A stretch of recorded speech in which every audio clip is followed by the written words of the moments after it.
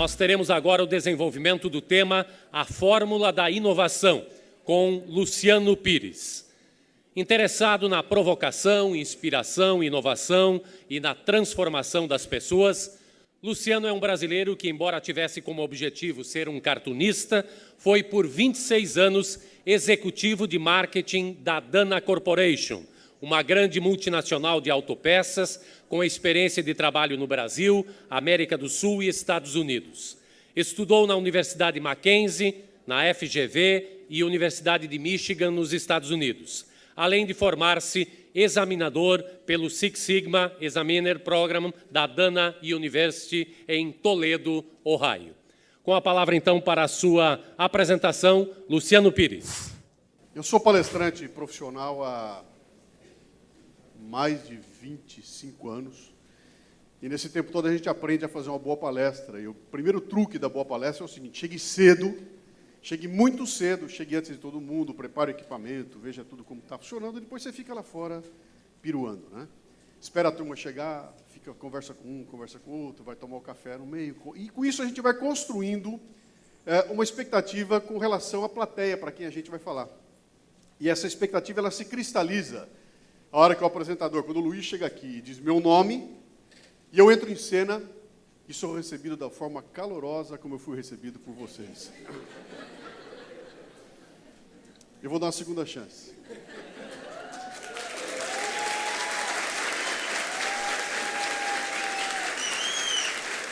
Muito obrigado.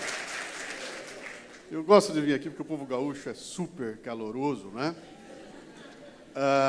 Na verdade, eu ia fazer uma jogada aqui que era a seguinte: eu ia pedir para o Luiz me apresentar outra vez, né? Eu ia entrar e vocês iam fazer uma recepção para mim, como fizeram agora, porque eu queria, com isso, passar a primeira lição para vocês, antes de começar a palestra, que é a seguinte. Toda vez que vocês forem ao evento, não importa onde, não importa se é aqui, se é em casa, se é no clube, se é na escola, se é na igreja, não interessa. Quando alguém anunciar um palestrante, e o palestrante tiver o nome dele e entrar em cena, vocês têm que receber assim, cara. Aplaude, grita, puxa cabelo, se puder ficar em pé. Faça um escândalo para mostrar para o palestrante que você está desesperado para ouvi-lo. Porque quando você faz isso, você bota o palestrante numa sinuca, que é a seguinte. Eu montei a minha expectativa com relação a vocês, entrei em cena, não teve um mísero aplauso. E eu falei, essa é a expectativa dos caras, bicho. Sabe o que eu vou fazer? Eu vou fazer uma palestrinha. Isso eu vou fazer igual. Essa é a expectativa de vocês para mim, eu faço qualquer coisa aqui, está resolvido. Na segunda entrada, com os aplausos, com o grito e tudo mais, muda tudo. Porque eu falo, olha o tamanho da expectativa dessa turma, cara. Eu vou ter que fazer uma baita palestra. E se eu fizer uma baita palestra, a culpa vai ser de quem? De quem? Eu não ouvi direito. De quem? Vocês entenderam como é que funciona? A culpa é sempre de vocês, né? E essa é a base da palestra que eu vou fazer para vocês aqui nos próximos minutos. Meu nome é Luciano Pires. Eu nasci em Bauru, interior de São Paulo. Fui precedido aqui por alguém com um sotaque carioca, né? Lá do Nordeste. O meu sotaque é do interior de São Paulo, por isso tem porta, porco, Fernando, com orgulho. E quando alguém pergunta para mim o que é que eu sou, eu digo, olha, muito prazer, meu nome é Luciano Pires, eu sou um personal trainer de fitness intelectual. Meu negócio é fazer com que as pessoas mexam o cérebro. Eu quero mexer aqui, ó. Eu quero mexer no teu cérebro para transformar em cérebro. E eu faço isso distribuindo para as pessoas aquilo que eu chamei de iscas intelectuais. Isca está no nome, né? O que é uma isca? Isca abre o apetite. Isca faz você morder. Isca intelectual nada mais são do que fragmentos de conhecimento, fragmentos de informação, baseado na minha história de vida, nos livros que eu li, as pessoas que eu conheci, tudo aquilo que eu vivi, que eu transformo em pequenas iscas e distribuo para as pessoas das formas mais diversas. Você pode ter contato comigo pelo meu texto, por um artigo na internet, pelo livro que eu escrevi, pelo programa de rádio que eu faço, pelo meu podcast. Hoje vai ser através de uma palestra. E quando eu vou entrar em contato com você, eu vou passar para você um fragmento de uma informação. Eu mando para você um programa, e nesse programa você escuta uma música maravilhosa, que você fala, quem que é isso que está cantando? Eu falo assim, é Raíssa Bittar. Pô, nunca ouviu, vai atrás. Passa um texto, e nesse texto tem uma citação.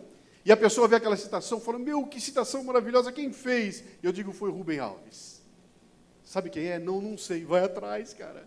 E a ideia da isca é exatamente isso, é levantar a poeira, é dar uma cutucada nas pessoas e abrir o apetite intelectual, o que me proporcionou, então, falar de temas os mais diversos e fazer palestras por Brasil e pelo mundo afora. Bom, o pessoal, quando me ligou para falar do fórum de vocês, falou da sustentabilidade, eu tenho uma palestra chamada Sustentabilidade, mas que é uma introdução ao assunto, não tinha cabimento eu trazer para cá, para um público que já conhece o assunto, então eu falei, cara, se a receita, eu já sei que eu vou ouvir, eu sentei lá no fundo e fiquei ouvindo, acho que a palavra mais dita aqui, antes de eu entrar em cena, foi mudança, mudança, mudança, mudança. Eu falei, cara, deixa eu ir lá, eu quero levar minha palestra da Fórmula da Inovação.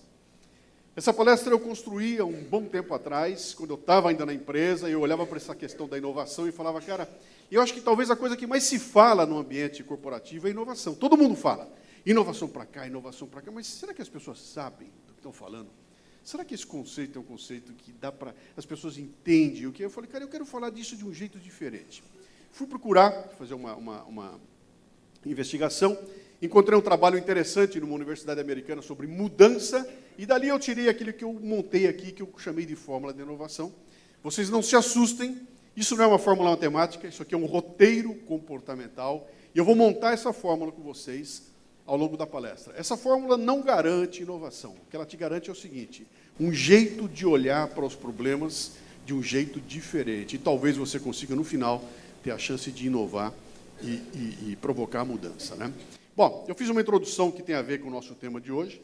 Eu trouxe aqui a pessoa responsável pela primeira vez popularizar esse termo sustentabilidade. É uma política norueguesa, Gro Brundtland, que em 1987 publicou um texto lá na ONU, onde ela descrevia o que era inovação e colocou lá claramente. É o desenvolvimento que atende às necessidades do presente, sem comprometer a habilidade das futuras gerações, de atender às suas próprias necessidades. E de lá para frente, a palavra que mais se ouve, se fala no mundo, talvez seja essa questão da sustentabilidade. E foi assim até chegar ao 11 de setembro econômico da humanidade, que aconteceu numa segunda-feira, dia 3 de abril do ano 2000. O que vinha acontecendo até então era... isso aqui é o gráfico da Nasdaq, que fala das ações das empresas.com, que vinham no começo dos anos 2000, até no final dos anos 90, crescendo numa velocidade brutal, todo mundo bilionário surgindo para todo lado, aquilo tudo ficando uma loucura. Quando chegou no dia 3 de abril do ano 2000, aconteceu uma coisa que mudou a história da humanidade. Naquele dia, houve uma queda, e pela primeira vez o índice que só subia caiu. E entre as 11 da manhã e 5 da tarde, em 6 horas, 7 horas, esse índice caiu 7,6%. Foi a primeira vez que isso aconteceu. O resultado foi o seguinte, nesse período de 7 horas, a Nasdaq perdeu uma Argentina inteira. 350 bilhões de dólares foram perdidos pela Nasdaq. Nessas 6 horas, a Microsoft foi desvalorizada em um Chile. 81 bilhões é o PIB do Chile e foi o tamanho da desvalorização de uma empresa. Mas, nessas 6 horas, o Bill Gates ficou um Paraguai mais pobre. Ele perdeu 11,5 bilhões de dólares. E a gente olhou aquilo e falou, vem cá, cara, como é possível uma pessoa perder 11 bilhões e meio de dólares em questão de horas, cara? Isso nunca tinha acontecido. Onde é que estava esse dinheiro? Não estava. Como não estava? Estava guardado? Não estava guardado. Mas como assim? E a gente começou a entrar em parafuso, porque naquele momento era destruído um modelo que já tinha 500 anos. Um modelo criado lá atrás por um monge italiano, Luca di Pacioli é o nome dele, que escreveu em 1494 a Summa Arithmetica. Ele publicou um estudo que definiu tudo aquilo que a gente conhece hoje sobre contabilidade moderna. Aquela história de entrada, saída, lucro, perda, a forma como a gente aprendeu a lidar e administrar nossas empresas, tinha já 500 anos e foi destruída naquele momento. Porque a gente começou a lidar com coisas que eram totalmente intangíveis, com aquela maluquice que eu acabei de falar. Onde é que estava guardado o dinheiro? Não estava. Onde é que esse dinheiro está? Não está. Eu consigo pegar? Não, você não pega, mas ele existe. E a gente começou a lidar com valores de um jeito que é contra essa história que o Luca colocou lá atrás, porque o Luca, quando definiu o processo dele, ficou muito claro ali, eu troco coisas. Eu te dou um tijolo, você me dá R$1. Eu te dou um peixe, você me dá uma sacola. Nós fazemos uma troca sobre bens tangíveis e, de repente, o mundo começa a trabalhar com coisas absolutamente intangíveis. E chegamos na loucura total em que, de repente, o software para emissão de passagem de avião vale mais do que a companhia aérea, que tem 150 aviões. Uma empresa que está num quartinho de hotel com 5 pessoas vale mais do que uma empresa centenária. E a gente começou a olhar para aquilo e não entendia mais o que estava acontecendo. O mundo começou a virar de ponta cabeça no começo dos anos 2000. Nesse contexto todo, a gente estava discutindo essa questão de como criar as coisas, como fabricar, como consumir, como distribuir, que começa a tomar essa porrada. E aqui, nesse contexto, era o contexto em que se discutia a tal da sustentabilidade. Né? O que é? Vou produzir com menos desperdício, usar substância menos tóxica, escolher materiais amigáveis, projetar inovações sustentáveis, prever o descarte reciclável. Ficou muito legal, dentro de um mundo que estava mudando. A receita tinha que mudar. Né? Isso era começo dos anos 2000, mas eu entrei nesse mundo todo no começo dos anos 80, no final dos anos... começo dos anos 80, exatamente, final dos anos 80, eu entrei nesse mundo todo, e naquela época era uma época interessante. Aliás, eu vou deixar de vez em quando iscas intelectuais para vocês, né? O que ficou claro aqui é o seguinte, ó, sustentabilidade é uma visão de futuro, não é uma coisa. Sustentabilidade é atitude, portanto, ela vem de dentro para fora. Não existe sustentabilidade de fora para dentro. Fora para dentro é o discurso, isso é uma atitude. Bom, vou voltar então, eu mergulhei nesse mundo, mas era uma coisa interessante. Lá no final dos anos 80, o mundo ele era muito interessante, porque ele era dividido em 3 partes. Estados Unidos, Europa e ROFA. ROFA quer dizer Rest of the Fucking Area. Tudo que não fosse Estados Unidos e Europa não existia, não tinha a menor preocupação. E essa coisa começa a mudar no começo dos anos 90, quando pinta um treco chamado globalização. Então, junto com a internet, junto com as comunicações, vem um treco chamado globalização, o mundo começa a se abrir e o tal do ROFA começa a mudar, a área de poder começa a mudar, e essa coisa vira de ponta cabeça e o mundo começa a ficar diferente. Né? No começo dos anos 90, acontece uma coisa... só me deram um copinho d'água. Você vai economizar? Põe mais um aqui, faz favor. Já tem aqui embaixo? Obrigado, obrigado. A culpa é minha. Isso.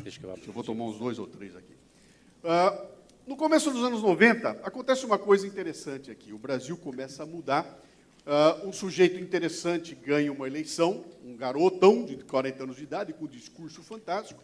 Ele passa pelo processo eleitoral, ganha a eleição, tira uns dias de férias, vai para a Itália, e lá na Itália ele dirige uma Ferrari. Quando ele sai da Ferrari, vão entrevistá-lo, e ele diz uma frase mágica. No Brasil, nós fabricamos carroças. E aquilo foi uma senha. Quem tinha 2 neurônios ouviu aquilo e falou, meu, vem coisa. Quando esse cara voltar, ia começar a acontecer coisas. O Collor ficou pouco tempo lá no poder, mas tempo suficiente para ele assinar 2 papéis que mudaram a história do Brasil. Grande parte do motivo de nós estarmos sentados aqui hoje discutindo esse tema, sustentabilidade, se deve aos 2 papéis que ele assinou lá atrás. O primeiro papel, ele acabou com a lei da informática, reserva da informática, e o segundo papel, ele acabou com a reserva de mercado em geral. Ele abriu o Brasil do dia para a noite, e foi de uma forma brutal, não foi algo que foi aos poucos. Ele assinou o papel, no dia seguinte de manhã, começou a entrar computador, começou a entrar carro importado, foi uma loucura. E o que aconteceu com o Brasil ali foi um negócio, acho que sem paralelo na história da humanidade. Eu estava dentro do mercado automotivo, trabalhando na Dana Álvaros aqui. Eu vi o que assistiu no mercado automotivo, o que aconteceu com ele entre 1990 e 95. Em 5 anos, só sobrou a Kombi.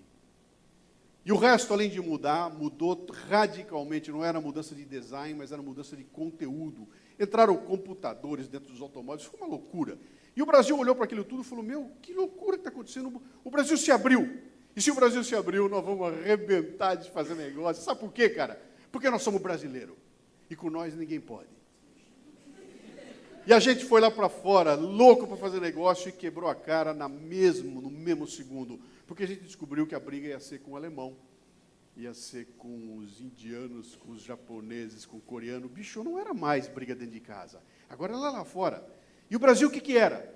O Brasil era um país neandertal, 40 anos fechado, cara. Nós não tínhamos tecnologia de coisa nenhuma, de processo, nada. A gente estava lá para trás. E tivemos que buscar a saída.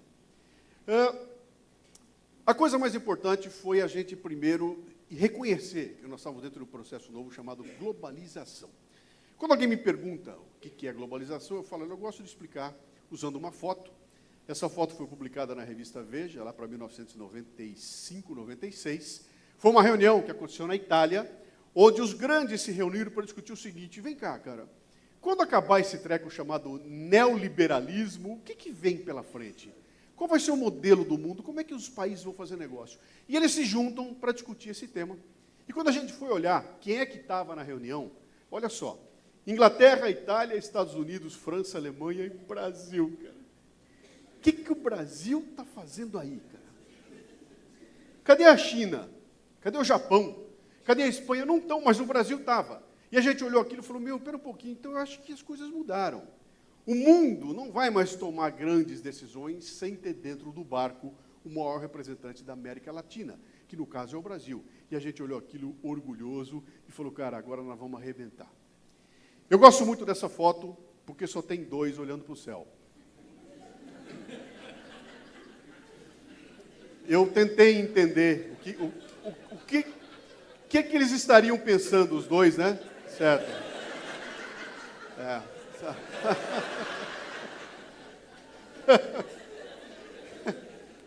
A gente ri, porque nós temos uma memória curta, cara. Essa foto aqui poderia ter sido assim, ó. Vocês já pensaram se tivesse acontecido isso, cara? Por sorte não foi isso que aconteceu. Por sorte o Brasil seguiu um outro caminho, passou a ser muito falado lá fora, passou a ser muito bem representado, como na próxima foto, quando o fotógrafo pede para levantar a mão direita. Nós estamos...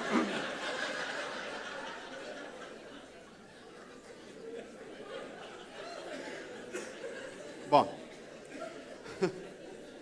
o fato é que nós entramos no jogo, cara, e a gente estava lá, de repente, tentando dar um... Como é que eu ia fazer para brigar com os caras lá fora, aqueles caras grandão? E nós tínhamos que sair correndo atrás, e a forma que nós encontramos para tentar tirar a diferença foi buscar ajuda lá atrás, e trouxemos para o Brasil alguns programas que nos ajudaram a melhorar a nossa capacidade, e o primeiro programa que entrou aqui foi a ISO 9000. Vocês lembram?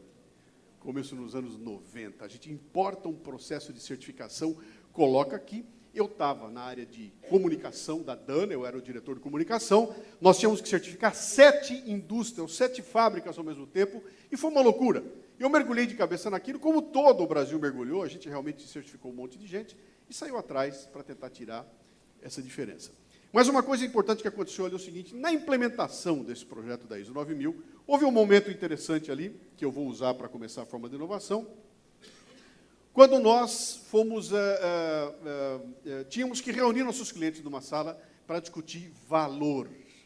E a ideia era o seguinte, bota teus clientes numa sala e pergunta o seguinte, vem cá, cara, quando você faz negócio comigo, quando você compra um produto meu, um serviço meu, dos 100% do valor que você percebe, como é que você compõe isso? Como é que é composto? E os clientes montaram aquilo que a gente chama de árvore de valor.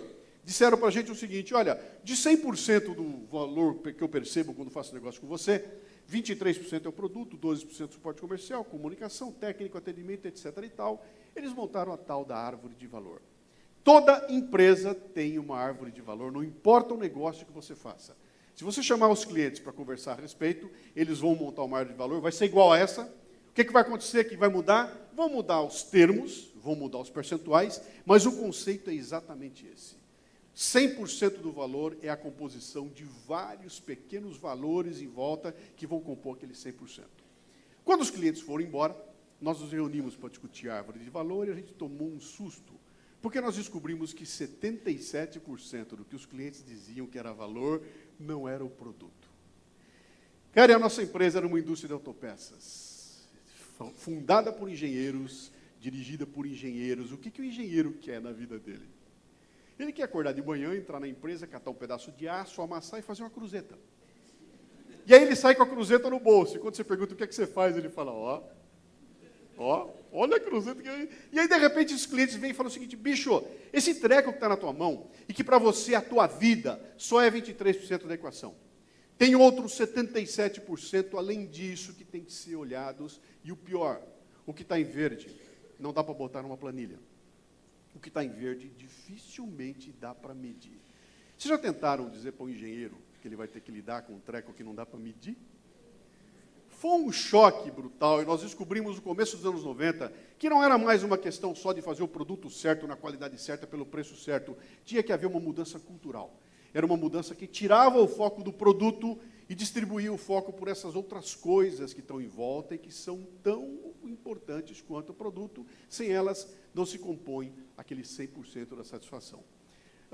Bom, isso em vista, eu vou tentar entender um pouco quem é essa plateia para quem eu estou falando, e vou criar aqui uma situação que eu quero que vocês me respondam uma pergunta. Imagino que vocês estão diante de um momento em que vocês vão decidir a compra de um produto. Vocês estão lá para comprar, sei lá, eu vou chutar aqui, uma TV de 50 polegadas para colocar no home theater da casa de vocês. Eu quero saber que produto vocês escolhem. Vocês escolhem aquele que é o melhor do ponto de vista técnico, a TV certinha, do jeito certo, tudo lindo, maravilhoso, ou vocês vão escolher aquele que melhor entender as necessidades dos clientes, seu comportamento, pensamento, raciocínio e decisão? Quem acha que é o lado de lá, do técnico, levante a mão, só para eu saber. 5 engenheiros na plateia. Quem acha que é o lado de lá e entender a necessidade, levanta a mão, por favor. Bom, é sempre assim, tá? Quando eu faço essa palestra e faço a pergunta, 90% da plateia diz que o que leva você a escolher um produto é a forma como quem faz o produto entende as necessidades dos clientes, comportamento, pensamento, raciocínio e decisão. Significa o seguinte, eu estou falando de 2 palavrinhas. Eu estou falando de percepção de valor. O que faz com que você tome suas decisões é o valor que você percebe nas coisas. Quando eu junto essas 2 palavrinhas, valor, com a palavra percepção, eu tenho um nó que as pessoas não percebem. Começa com a palavra percepção. Me mostra a sua. Não dá? Quer ver a minha? Não dá? Onde é que você guarda a tua? Cada um tem uma, e a percepção mora na cabeça das pessoas. Eu não tenho como ter acesso a elas, e eu só vou entender a percepção depois de muito pesquisar a pessoa. Quando eu boto aqui percepção de valor, eu não estou falando mais de preço, eu estou falando de uma coisa etérea, que cada um tem a sua, e que mostra como é difícil lidar com essa questão de você determinar valor das coisas. Normalmente, quando você pergunta quanto vale alguma coisa, a pessoa te responde o preço. E você fala, não, eu não perguntei o preço, eu perguntei o valor. Mas o preço ela consegue ver, e o valor é uma composição de coisas. Muito bem.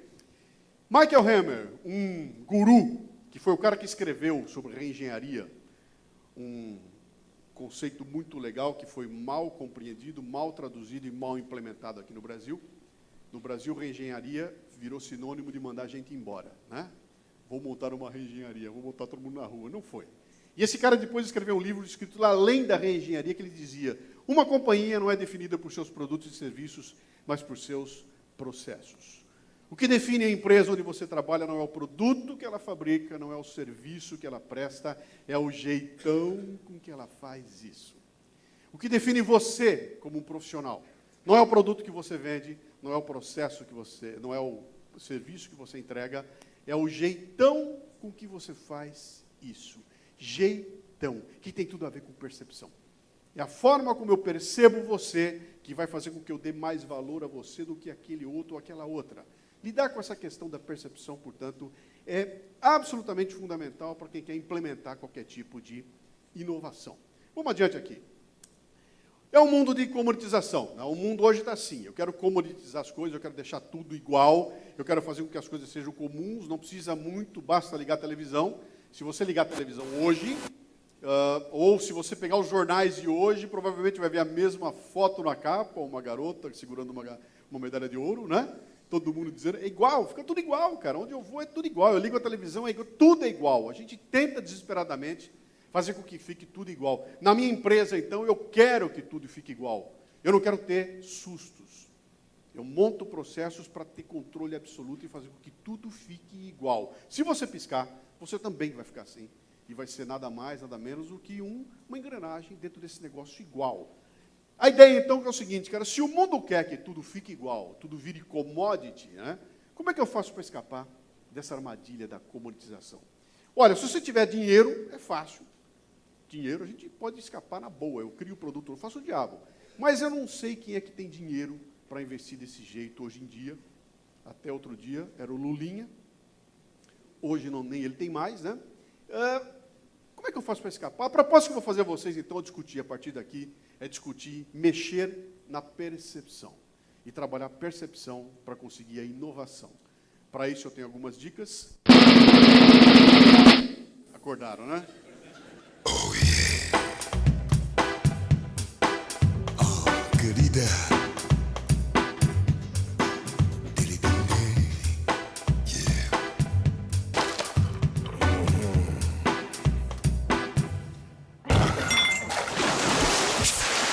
Premium light. Some drink it because they're responsible. What? Others just love the taste.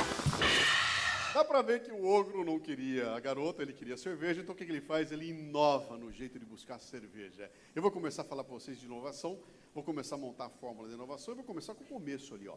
Índice de inovação. Quando eu falo do índice de inovação, será que a gente sabe do que está falando, hein? Será que eu estou falando do que eu estou falando de quê? De otimização? Não, cara. Otimização é melhoria contínua, é evolução. Eu estou falando de inovação, que é aquela que você tem que quebrar as coisas e fazer de um jeito diferente, o que é muito complicado. Se eu tentar definir, existem dezenas de definições ou centenas diferentes. Tem uma que eu gosto muito, que eu escolhi para trazer para vocês aqui, definindo inovação assim, ó. Inovação é a busca sistemática, organizada e contínua por novas oportunidades. Eu gosto demais dessa definição por causa da palavra busca. Quando eu ponho busca na definição, significa que inovação não é uma ideia. Não é algo que alguém imaginou, chegou aqui e implementou porque eu tive uma ideia. Não, cara, a ideia é legal. Tem mais a que fazer e tem coisas muito legais com ideias. Mas a inovação, se é busca, é processo.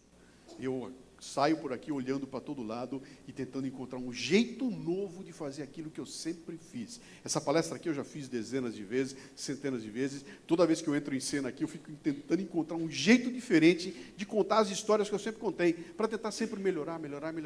Se eu conseguir fazer isso, eu tenho o espírito da inovação. Tenho o mais importante, que é o olhar para a inovação. Eu estou aqui tentando o tempo todo buscar um jeito de inovar. E a pergunta que eu faço a vocês é a seguinte, vem cá. Quem é que tem obrigação de inovar? Todo mundo. Quem é que tem poder para inovar? Todo mundo.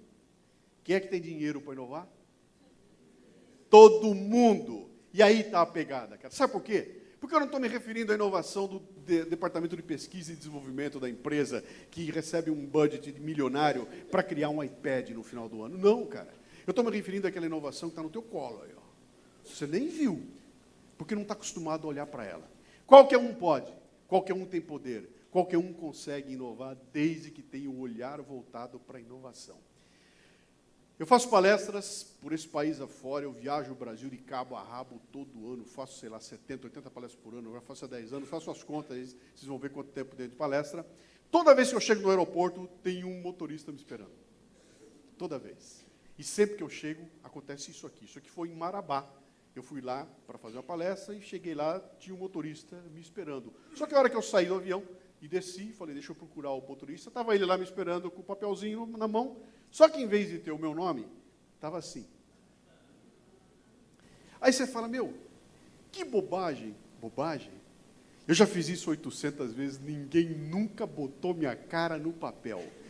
Só botaram o meu nome, cara. E a hora que eu entrei ali e olhei minha cara ali, eu tomei um impacto tão grande que o senhor João veio parar na minha palestra. Porque ele foi absolutamente inovador e fez um impacto que eu nunca mais vou me esquecer. Sabe por quê? Porque todo mundo faz do outro jeito e é o que se espera. E aí vem um cara e fala, meu, em vez do nome, eu vou botar a cara do sujeito aqui. Quanto custou isso? Quanto custou? Quanto vale?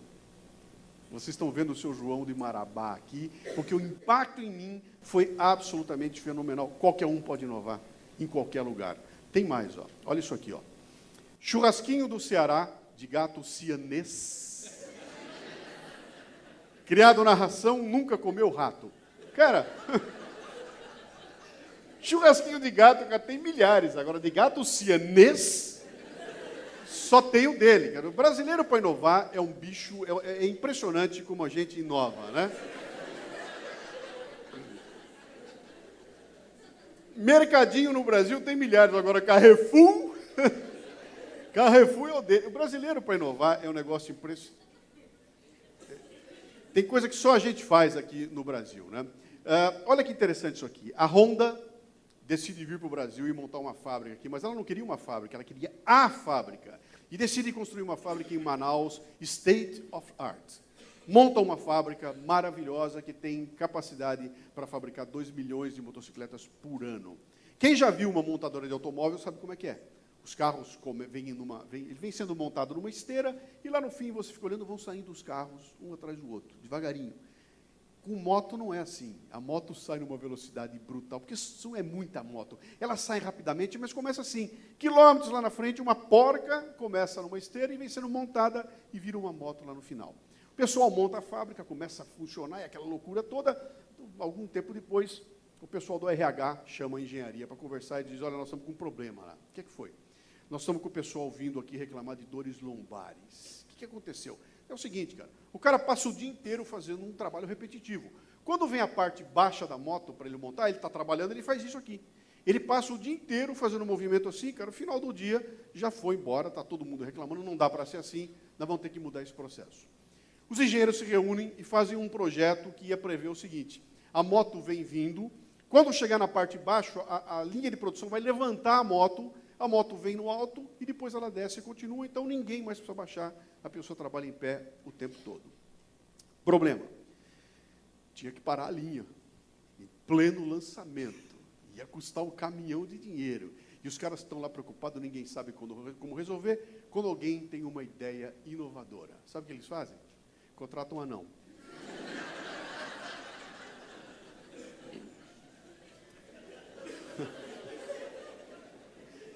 Qual planilha Excel foi usada para determinar que um anão seria a solução, cara? Sei lá, bicho.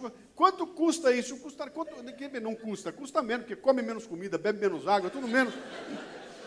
Quem é que criou essa solução, cara? Acho que foi a Dona Maria do cafezinho, ela estava ouvindo os caras conversar, falou, pô, eu tenho um primo que é anão.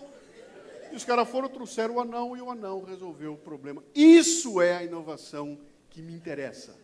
Não tem que ter grana envolvida, não tem que ter poder envolvido, tem que ter o olhar atento para a inovação. Né? Eu não me lembro, acho que a próxima que eu tenho aqui é absolutamente genial, cara. Eu faço essa palestra aqui já faz um bom tempo, toda vez que eu vejo a próxima imagem aqui, eu falo, meu, como é que ninguém nunca pensou nisso antes? Olha que interessante isso aqui.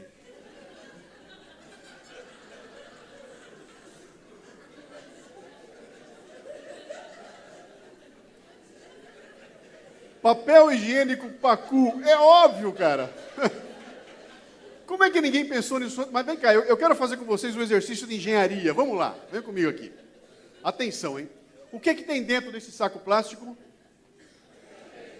O que tem? É diferente ou igual aos outros que existem no mercado? Cara, é igual. Se bobear, é até pior. Só que, cara, eu garanto que qualquer um de vocês que entrar no mercado e der de cara com isso aqui, vai comprar pelo menos um. Se tiver empregada, vai levar em casa e vai falar, Maria, põe no quarto de hóspede e não abre, só de sacanagem.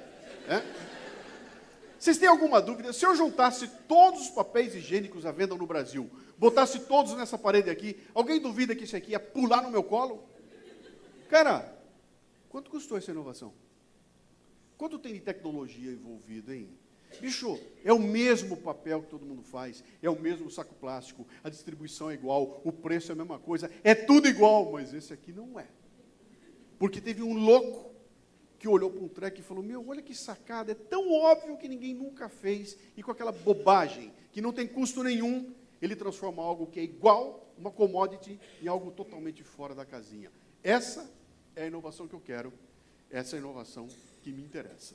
O que ela exige, hein? Coragem, né? Exige culhão para você implementar essas loucuras. A inovação tem que ser entendida de forma compreensível, ela não está num lugar só, não depende de um departamento, de uma pessoa, existem, na verdade, 4 vértices, 3 deles são óbvios e um é complicado.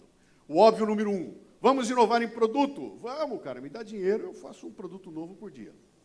Óbvio número 2, vamos inovar em processo? Vamos, cara, me dá dinheiro que você vai ver que eu mudo as coisas tudo aqui. Óbvio número 3, vamos inovar no marketing? Vamos, cara, me dá dinheiro, que você vai ver o que eu faço com o marketing.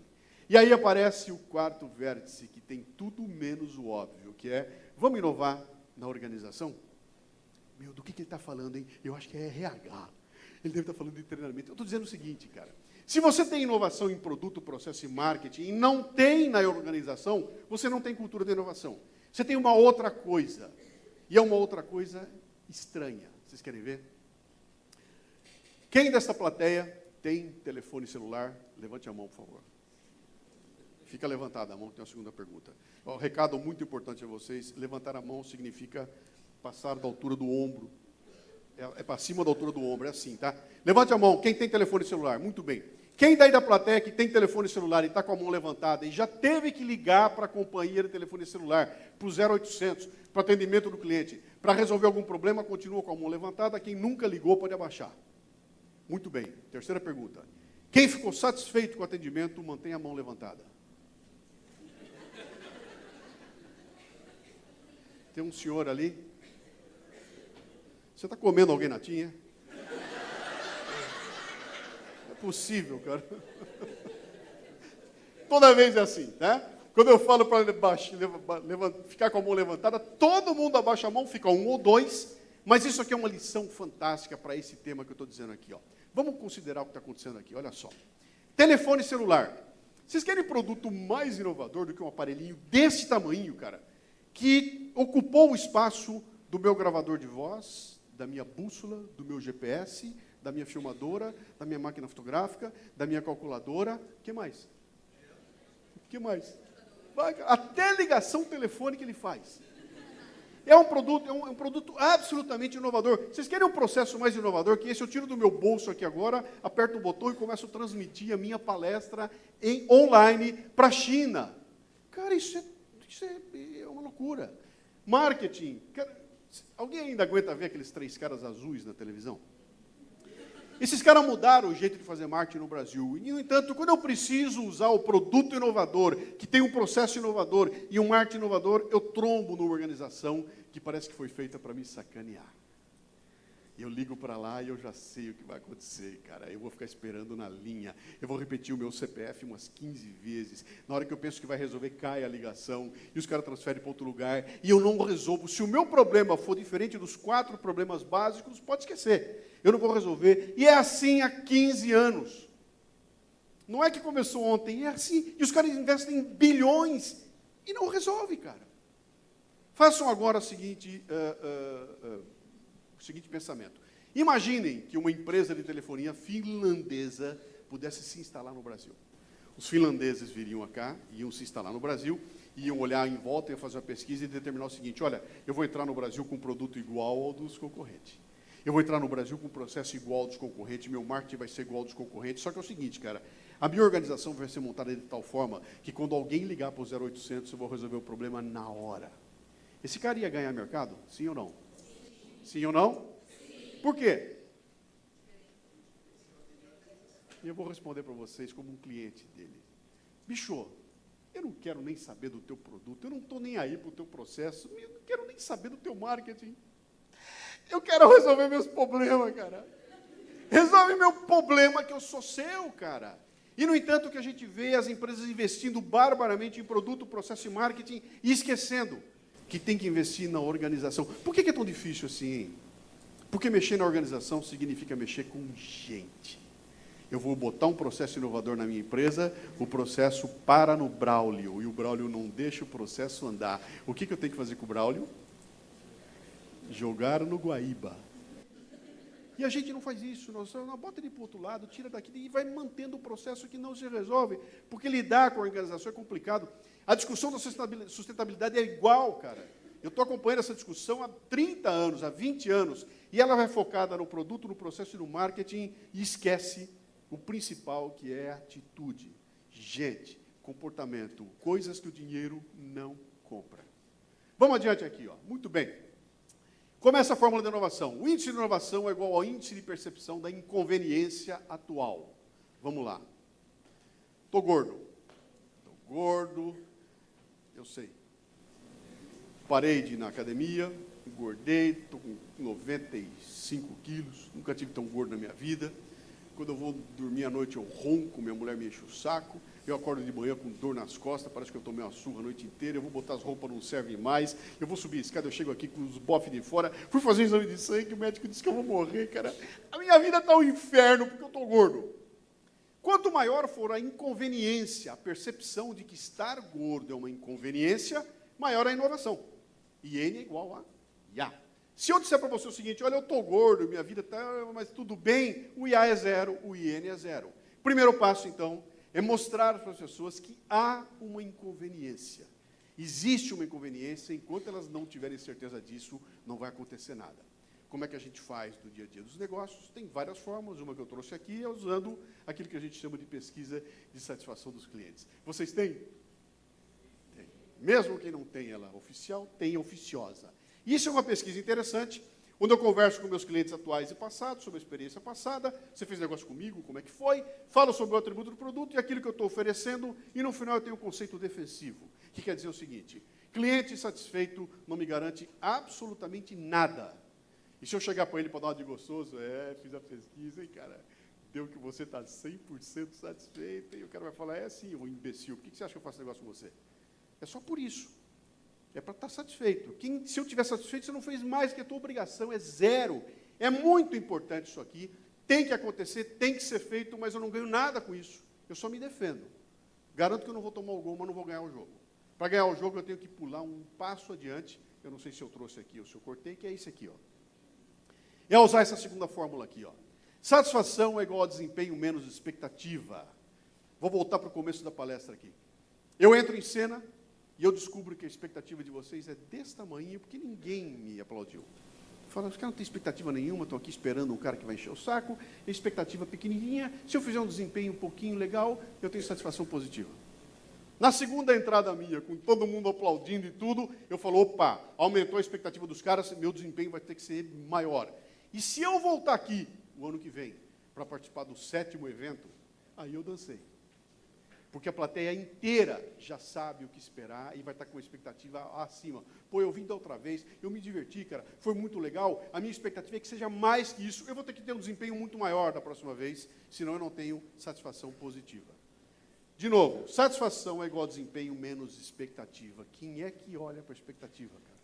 Num mundo treinado a olhar para desempenho. Nós desenvolvemos todas as ferramentas possíveis para medir desempenho. A gente tem tudo, cara. Tem software, tem tudo. A gente sabe como medir desempenho como ninguém. Quem é que mede expectativa? Mais que isso, quem é que gerencia a expectativa, hein?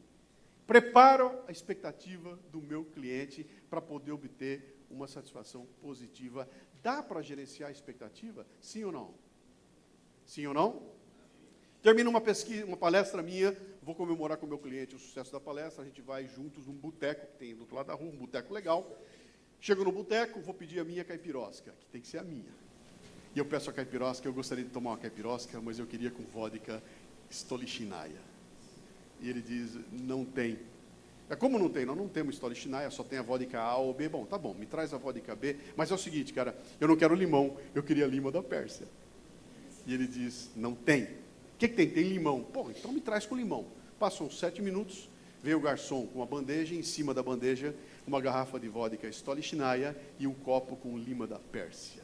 E a hora que o garçom chega, eu quase beijo o garçom na boca, só não beijei porque o pessoal ia aplaudir, né? E eu olho para aquilo e falo, meu, o cara salvou minha noite, bicho, botou, tomei, que feliz da vida, deu uma baita gorjeta pro cara. Quando eu cheguei em casa, parei para pensar, falei, vem cá, cara, se o cara tinha tudo o que eu pedi, por que ele disse que não tinha? Claro.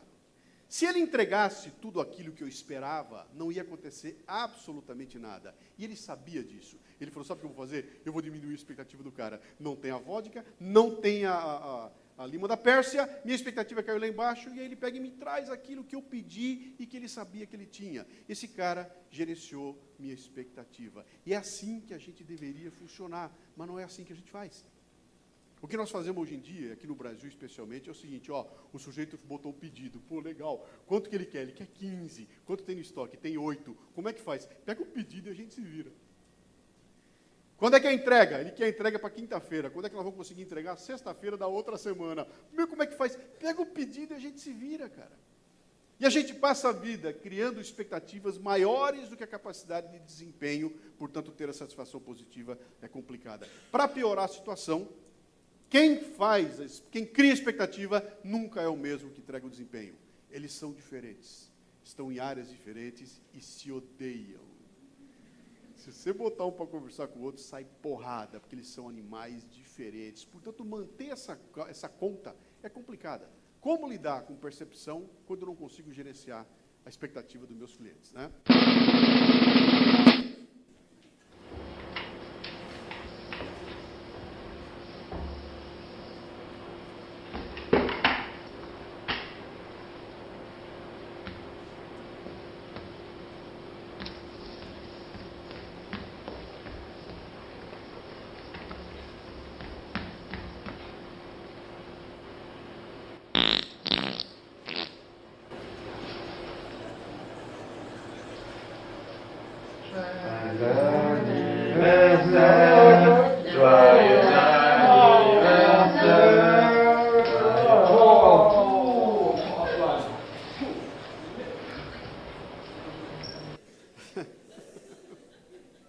Vamos entender o que aconteceu aqui? Produto era exatamente o que ele queria ganhar, o que ele precisava ganhar. Marketing, vocês viram as embalagens? Tudo caprichada na boa. Processo, os caras encontraram um jeito de entregar o presente para ele, ele nem percebeu, ele ia tomar uma baita surpresa. Na hora de entregar o produto perfeito e inovador, com marketing inovador, pelo processo inovador, acontece uma coisa que quebra a expectativa e o investimento no produto, no processo e no marketing não vale nada. Percepção e experiência. Vamos adiante aqui, ó. Muito bem. A fórmula continua com o multiplicador, e o multiplicador é esse aqui, ó. Índice de percepção na vantagem futura. Vamos lá. IA. Tô gordo, o médico disse que eu vou morrer, minha vida está um inferno. VF. Percepção da vantagem futura. Se eu emagrecer, o que vai acontecer? Cara, eu vou poder botar as roupas antigas. Eu vou acordar de manhã, não vai doer minhas costas. Eu vou ter uma vida muito mais saudável. Eu vou poder jogar bola com meus amigos. Eu não vou mais roncar de noite, cara. Vai ser uma festa. Quanto mais claro ficar a percepção de que há uma vantagem me esperando, maior é o multiplicador, maior é a inovação. Se eu disser para vocês que eu estou gordo, minha vida está um inferno, se eu emagrecer vai ficar igual, o VF é 0. Se o VF é 0, quanto dá conta? Quanto?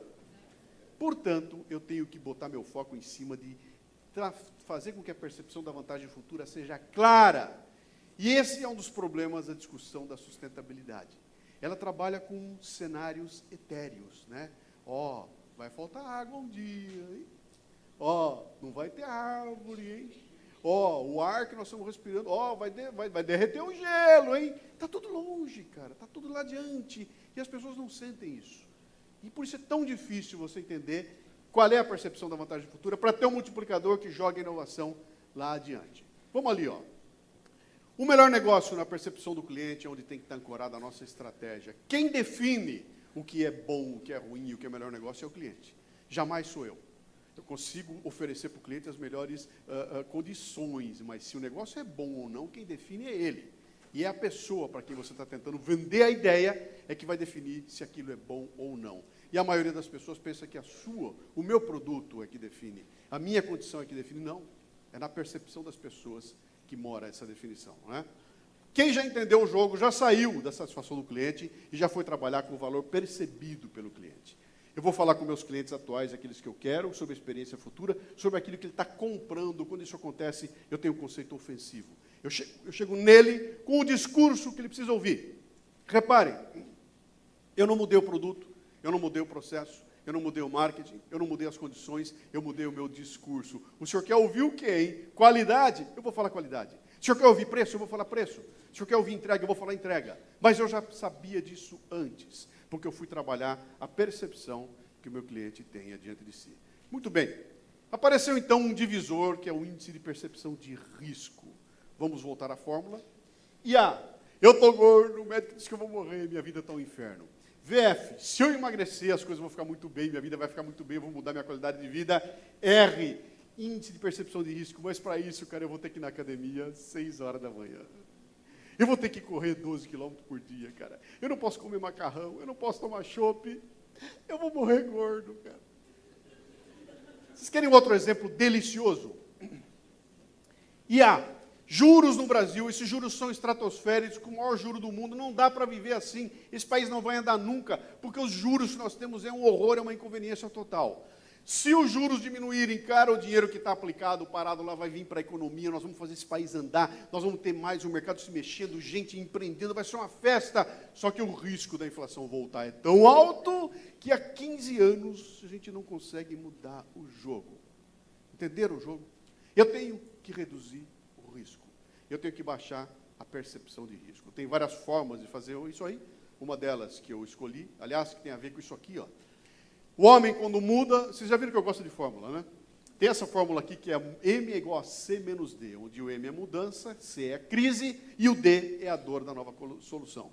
Quando é que o homem muda, hein? Só muda quando a crise é maior que a dor da solução. Eu estou com uma dor de dente há um mês. Dói um pouquinho. Cara, a perspectiva de ir no dentista é tão horrorosa que eu vou convivendo com essa dor enquanto eu puder.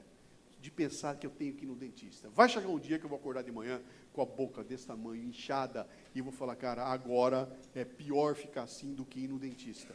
Eu só vou me mexer quando a crise for maior que a dor da solução. Então, tragam isso para o conceito da sustentabilidade e vocês vão entender por que é tão difícil, cara.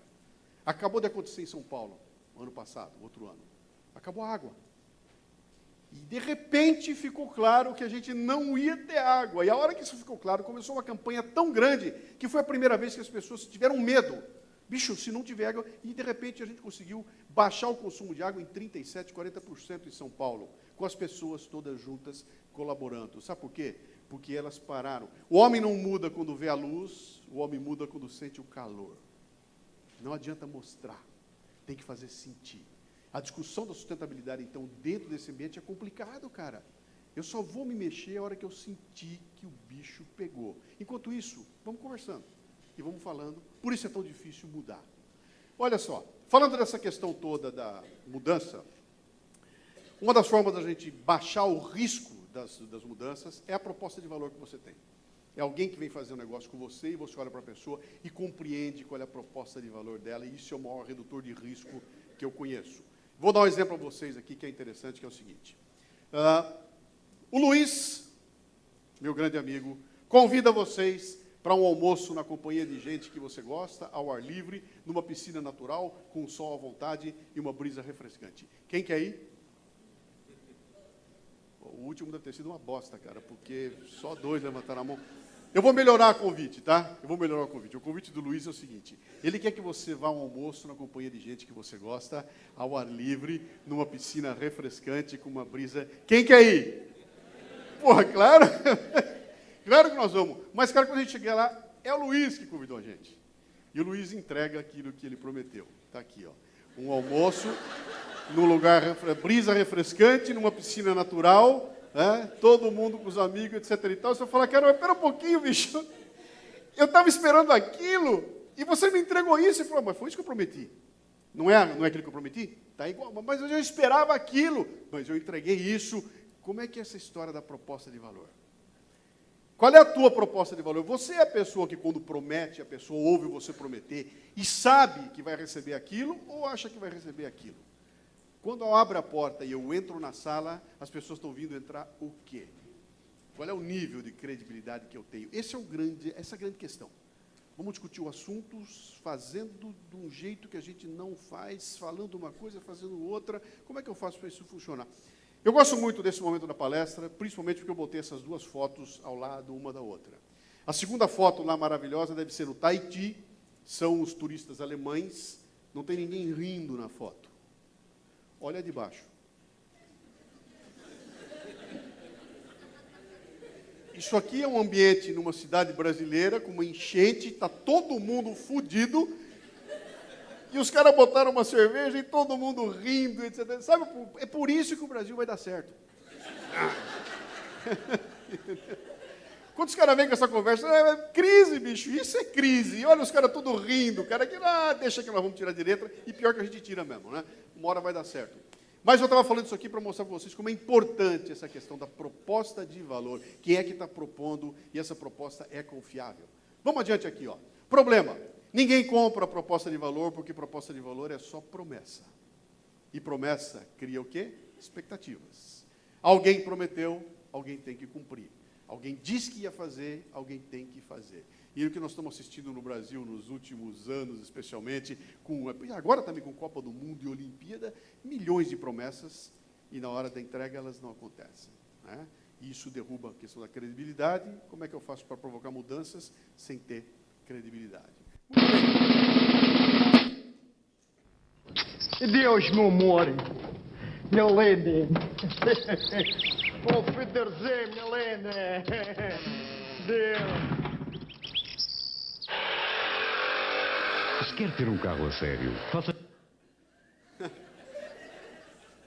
Percepção. Não basta ser honesto se você não parece honesto.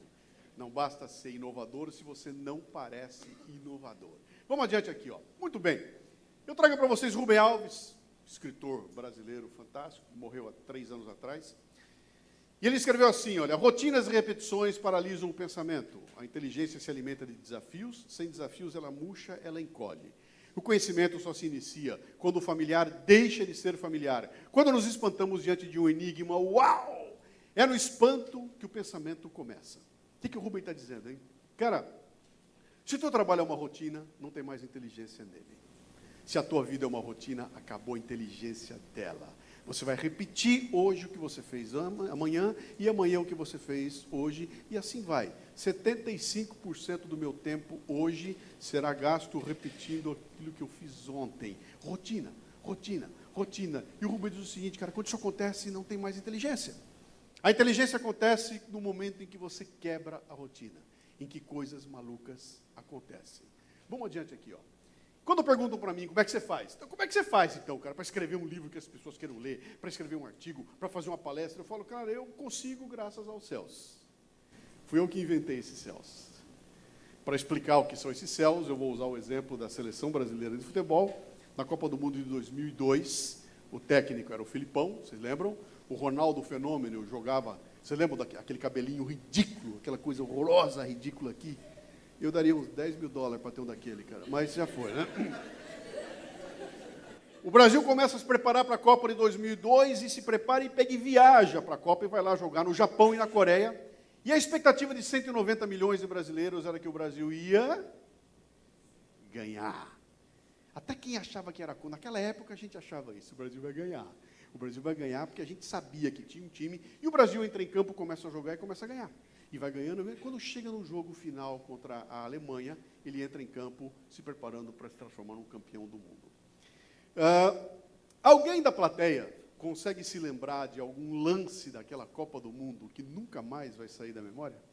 Alguém lembra de algum lance? Qual é o lance? Qual? Não entendi. Qual gol?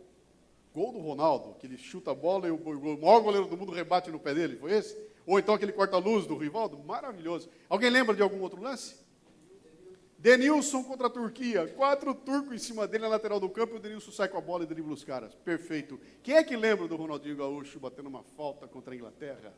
Quase no meio do campo, ele dá um chute e a bola faz uma curva, e nem Deus sabe como é que a bola entrou, foi gol. E a gente pode discutir isso de um montão aqui. Mas teve um lance daquela Copa do Mundo que ninguém nunca mais vai esquecer. Aconteceu depois que terminou o último jogo. Termina o jogo contra a Alemanha, o Brasil se sagra campeão do mundo, e o que acontece na sequência é isso que nós vamos ver aqui, ó. Pela quinta vez, o Galvão brasileiro. falando, Aí o o Cafu Cafu esperando. vai receber a taça, ele vai na mesa onde estava a taça, começa a bater na mesa, ninguém entende o que ele está falando, de repente o Ricardo Teixeira chega lá, entendeu, e o Ricardo Teixeira vai lá e segura a mesa para o Cafu subir. Ele pediu para colocar. Vocês a taça subiriam ali. numa mesa que o Ricardo Teixeira segura? Não pode. Será que ele quer subir? Percepção. O Ricardo E a hora que ele vai Teixeira subir, quer olha o Galvão. não pode. Olha o Cafu. Olha o Cafu. Esse é o Brasil. Ele fica em pé, no peito dele está escrito 100% Jardim Irene. E ele recebe a taça e fala uma coisa que ninguém ouviu, mas todo mundo entendeu. Olha só. Regina, eu te amo. E levanta a taça, criando um momento que ninguém nunca mais vai Aí esquecer. está, em cima do pódio, para que o mundo inteiro veja. É penta! É penta! É penta campeão mundial no futebol brasileiro! Brasil! Ai, que saudade, né? Bom, era bom isso, cara. Vamos entender o que aconteceu aqui? O que aconteceu aqui? Olha só. O Cafu, que era o capitão do time, terminado o jogo, o Cafu vai fazer aquilo que todo mundo sabia que ele ia fazer. O que aconteceu? Bom, o capitão do time vai pegar a taça e vai levantar em cima da cabeça. Já tinha acontecido 4 vezes antes, ia ser a 5ª vez. E ele vai, e ele faz exatamente aquilo que todo mundo sabia que ele ia fazer. Só que ele faz de um jeito, cara, que ninguém esperava que ele fizesse. E cria um momento inesquecível, fazendo a coisa mais óbvia que você puder imaginar. Por que ele conseguiu esse feito, hein? Porque ele usou céus. Querem saber o que é céus? Sim ou não? Não vou contar. Tá bom, eu conto. Olha o que são céus. A mente da gente só guarda aquilo que é criativo, excepcional, único e sensorial. O que não for, ela esquece. De novo, você vai embora para casa hoje e vai se lembrar desse evento aqui, dos momentos criativos, excepcionais, únicos e sensoriais. O resto você vai esquecer porque é rotina. E ninguém lembra de rotina. Se eu ficar cutucando vocês aqui para saber lances da Copa do Mundo que entraram para a história, cara, todo mundo, vocês vão me falar do drible, ninguém vai me falar que foi o esquema tático do Filipão. Ninguém vai dizer que foi a preparação física dos jogadores. Dá para ganhar a Copa do Mundo sem preparação física? Dá para ganhar a Copa do Mundo sem esquema tático? Mas isso não entra para a história, cara. Isso é engenharia. Se você não tiver, você nem vai para a Copa. Mas o fato de ter não basta para entrar para a história. O que vai entrar para a história é a pedalada do Robinho. Porque aquele é um movimento criativo, excepcional, único e sensorial. O que vocês estão fazendo a respeito, hein? Como é que você participa de uma reunião usando os céus? Como é que você responde a um e-mail usando os céus? Como é que você atende o seu telefone usando os céus? Porque se você não usa, cara, ninguém viu. Você passou. Ninguém viu porque você é invisível. Vamos adiante aqui. Eita. Ó. Deu aí? É um pau no computador. Eu vou fazer o seguinte aqui. Eu vou tirar e vou pôr de novo. Ó. Fui eu que fiz. O pau é meu, eu tiro o quanto eu quiser e ponho o quanto eu quiser. Olha só. Por que eu fiz isso?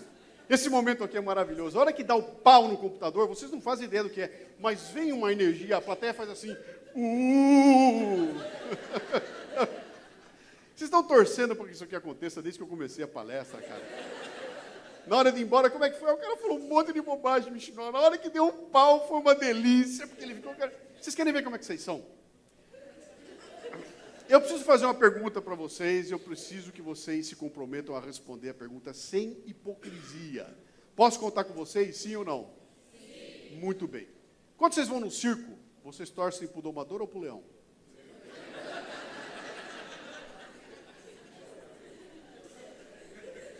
Quando vocês vão no circo e o trapezista está lá em cima do trapézio, vocês estão torcendo para acontecer o quê? Não é cair. Eu quero que ele caia, mas tem que cair em cima do leão. Cara. O leão come... Sabe por quê? Leão que não come domador não me interessa ver, cara. Que saco, cara. Eu já vi todo, não quero ver mais. Trapezista que não cai, porra. Eu quero trapezista que cai. Porque quando ele cai, aquele momento é criativo, excepcional, único e sensorial. Quando o leão come o domador, aquilo é criativo, excepcional, único e sensorial. E eu preciso disso. Se não for assim, eu esqueço. Se não for assim, passou. O que é que vocês estão fazendo a respeito? Vamos adiante aqui. Ó. O que é isso aqui? Faz parte da vida de vocês? Claro que foi, não precisa nem ter conta lá, cara. Sabe por quê? Porque onde eu vou tem um. Eu ligo a televisão, ele está lá. Eu pego o jornal, ele está lá. Pego a revista, ele está lá. Eu saio na rua, ele está lá. Onde eu vou tem um presente. Faz parte da minha vida este ícone aqui. E eu vou usar agora uma pequena ação criativa, excepcional, única e sensorial. Vocês estão preparados? 1, 2 e já.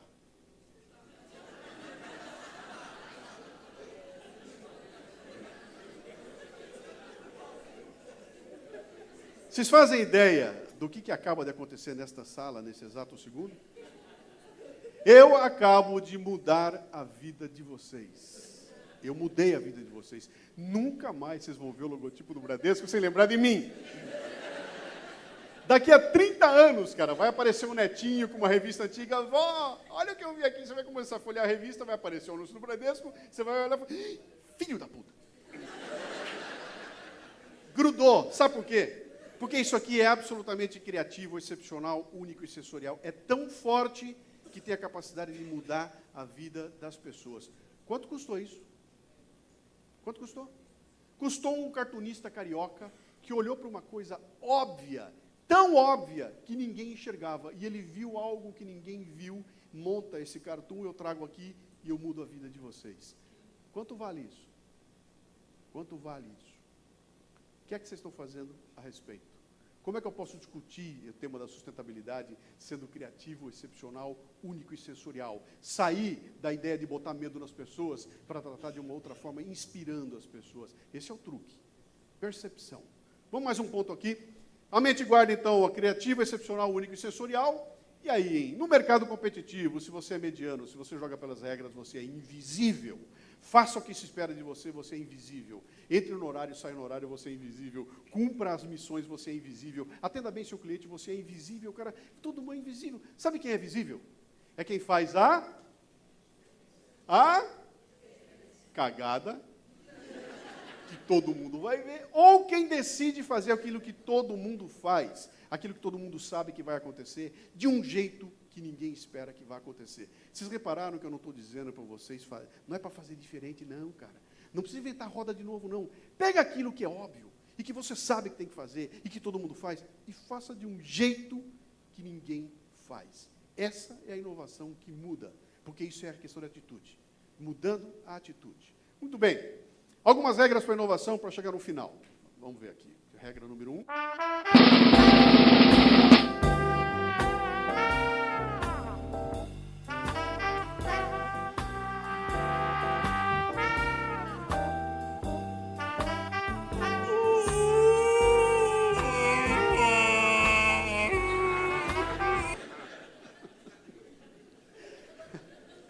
Nós vivemos em sociedade, cara. A sociedade tem regra, tem leis. Eu não posso vir aqui agora de manhã, fazer uma palestra para vocês aqui nu, porque eu estou gordo.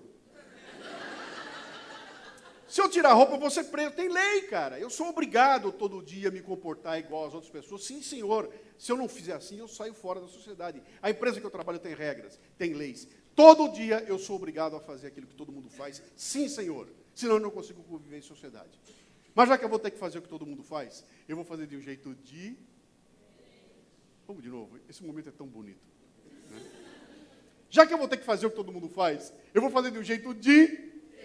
Porque senão eu sou engrenagem, cara, ninguém vai me ver, ninguém vai nem saber que eu existo, e se eu estou pretendendo mudar alguma coisa invisível é que eu não consigo fazer.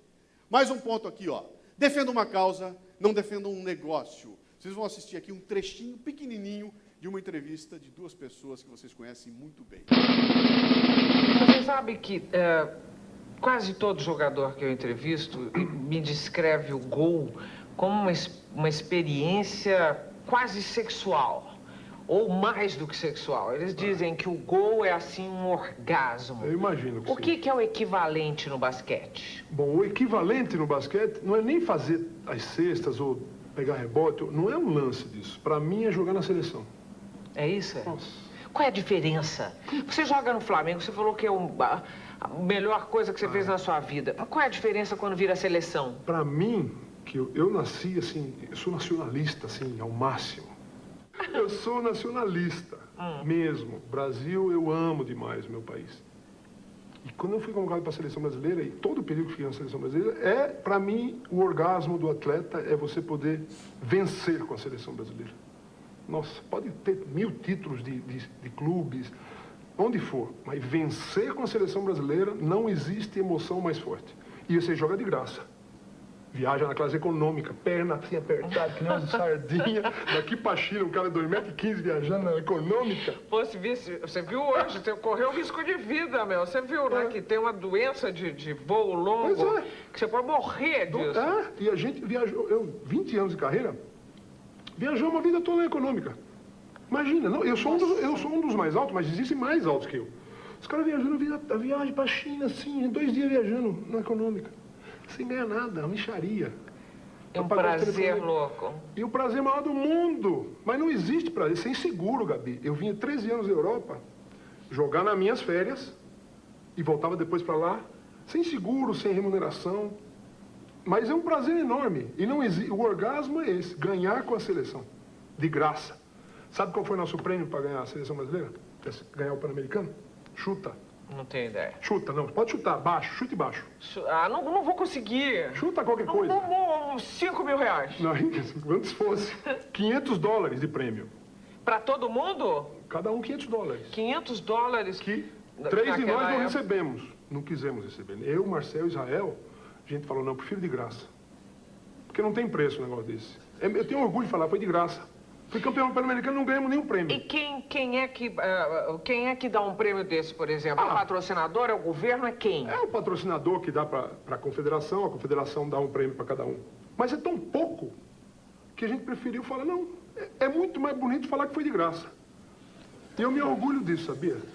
Sabe, eu tenho um orgulho danado de falar que eu joguei 20 anos na seleção, quase que de graça, porque o dinheiro eu gastava mais de telefone do que o que me dava. Ligando para Cris, todo dia. Isso é a coisa mais linda do mundo. O orgasmo do futebol, para mim, é jogar na seleção brasileira. Você consegue imaginar o Romário dando essa entrevista? Ronaldo dando essa entrevista? Roberto Carlos? Rivaldo? Esses nomes que eu estou dizendo a vocês são nomes de campeões do mundo, jogadores de futebol que têm uma competência a toda prova, que se tornaram milionários e que defendem um negócio com uma competência que ninguém tem. Isso é defender um negócio. Esse sujeito aqui defendia uma causa. Quando o Oscar botava a camisa da seleção brasileira, não era mais basquete aquilo. Aquilo era um outro treco, que ninguém entende o que era. Só quem viu o Oscar jogando sabe o que ele fazia com o time dele, cara. Ele incendiava todo mundo e fazia um time de cabeça de barco jogar, porque o cara estava defendendo muito mais do que um negócio. Você tem que abraçar essa questão da causa. Sustentabilidade, cara, é causa, não é negócio. E eu não vou resistir aqui a usar um exemplo de quem defende sustentabilidade como um negócio. Pensem nos bancos, que praticam a maior taxa de juros do planeta, mas reciclam papel, que é uma beleza, cara. É um negócio. Causa é outra história. Se você quer mudar o planeta, comece encontrando a sua causa. Muito bem, vamos ali, ó. E o por fim, recompense, que leva a gente para o final da fórmula, que está aqui, ó. O último ponto da fórmula é o índice de sucesso nos primeiros passos. Vamos lá? Eu estou gordo, minha vida está um inferno, os médicos dizem que eu vou morrer. Se eu emagrecer, vai ficar tudo muito bem, eu vou poder usar as roupas velhas, eu vou jogar bola e vai ter uma maravilha. Tá bom, cara, eu vou na academia. Eu vou regular minha comida, eu não vou tomar chopp, eu vou me preparar muito bem, e daqui a um mês eu vou vestir uma calça. A calça entrou. E eu fui me pesar, 2 quilos a menos. Parei de roncar. Cada momento desse é uma pequena vitória de curto prazo. É aquele momento que serve para você provar para os urubus que estão torcendo para dar errado, que aquilo vai dar certo. É o momento em que você celebra com os seus aquilo. Se o SPP for 0, quanto dá conta? Quanto? Portanto, se você mostrou que tem claramente uma inconveniência, se a pessoa entendeu que há alguma coisa no futuro de valor esperando, se ela aceitou o risco e resolver fazer, cara, a cada 5 minutos, não deixe de lembrar que está dando certo. Pega o telefone, liga e fala, vai lá, entrega em mãos, cara, faz um evento, celebra aquilo, porque cada momento desse joga essa fórmula para o infinito. Essa é a fórmula da inovação. Inovação como disciplina se pratica por meio do uso imaginativo e não genial de conhecimentos que estão ao alcance de todos para conceber novas maneiras de fazer velhas coisas. Essa é a tecla que eu bato. A gente só vai conseguir mudar esse país de ponta cabeça se cada um fizer a sua pequena inovação, pequenininha, no teu quintal, do teu lado, na tua mesa. A somatória disso torna o processo irresistível. Não adianta ficar sentado esperando o governo fazer, esperando o cientista fazer. Sozinhos eles não vão conseguir. Cada um de nós tem que implementar a sua inovação para criar um ambiente inovador. Muito bem, termino com a fórmula aqui, recomendando a vocês uma coisa que é o seguinte. Para mim, a coisa mais importante dessa fórmula é isso que está aqui, ó, é o R de risco, por uma razão muito simples, porque a gente vive no Brasil. E aqui no Brasil, tudo é arriscado, tudo é complicado, tudo dói. Vocês viram a entrevista da menina que ganhou a medalha de ouro? Como ela chorava para a repórter? E a única coisa que ela lembrou foi tudo o que aconteceu com ela para chegar até lá. Ela não estava feliz, ela estava desabafando, porque foi um inferno ela conseguir sair de uma Olimpíada, chegar na outra e ganhar uma medalha de ouro. Por que tem que ser difícil assim, cara? Por que é tão complicado? Eu comprei essa briga. Meu propósito tem sido esse.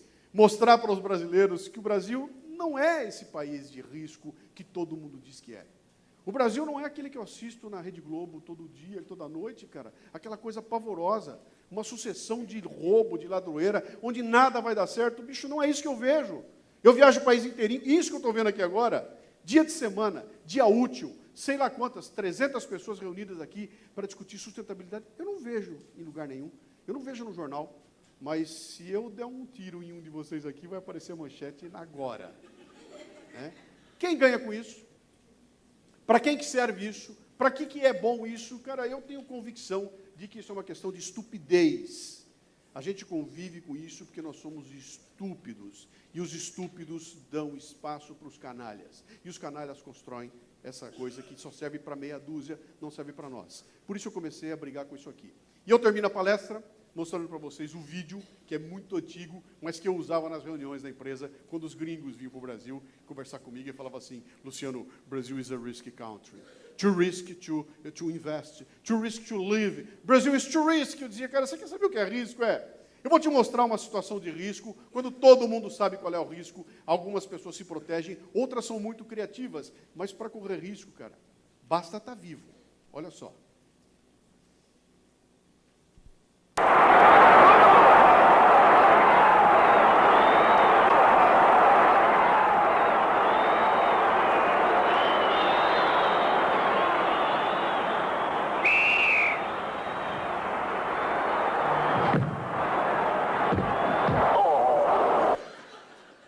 Muito obrigado a vocês, parabéns pelo evento, sucesso e atitude. Obrigado.